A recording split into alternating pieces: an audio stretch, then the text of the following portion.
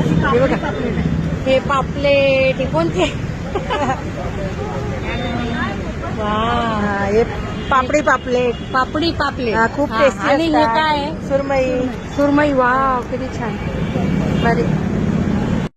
हे बघा, आता येत आहे पापलेटचा खात्मा. पापलेटचा खून होत आहे.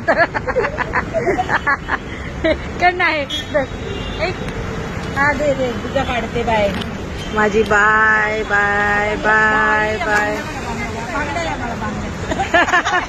हे तिला काती लागेल. बस.